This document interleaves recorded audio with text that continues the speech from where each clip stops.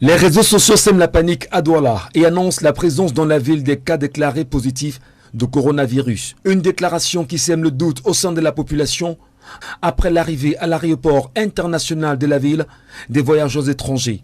Tout va très vite. Chaque commentaire et publication oblige la descente d'Equinox Télévision dans le point focal essentiel de la ville, l'hôpital Akintini, pour mieux comprendre. Au courant de la journée, nous avons reçu 3 cas. 3 cas.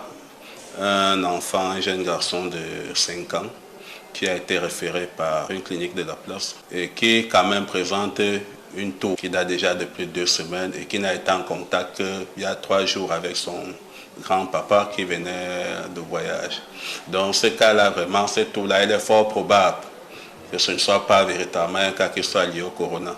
Mais néanmoins, c'est un enfant chez qui on a effectué des prélèvements et que les résultats sont en attente pour demain. Il y a 2 autres patients qui venaient de l'aéroport, chez qui on a testé probablement de la fièvre, mais sur le plan clinique, quand ils sont arrivés chez nous, on a repris les paramètres.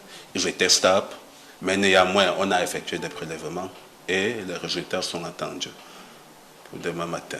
Une situation qui nous donne de lire le bilan des cas suspects répertoriés ici. Depuis que le centre est sur pied, concrètement, nous avons reçu 9 cas.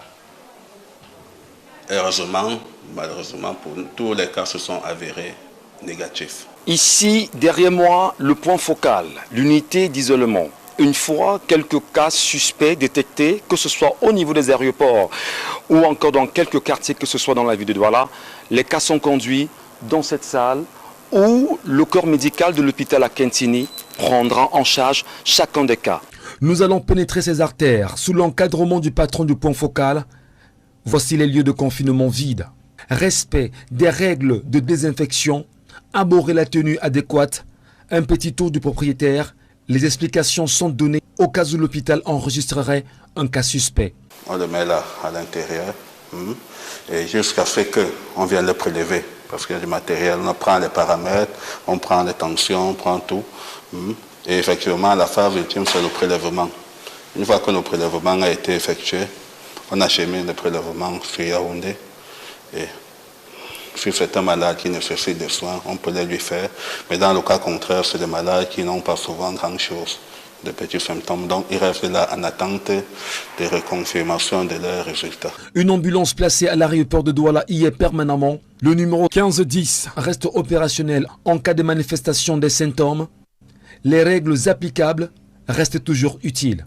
Loin de la panique, ce qu'il faut retenir, c'est qu'au moment où nous quittons le point focal de l'hôpital Akintini, le cas suspect reste encore négatif.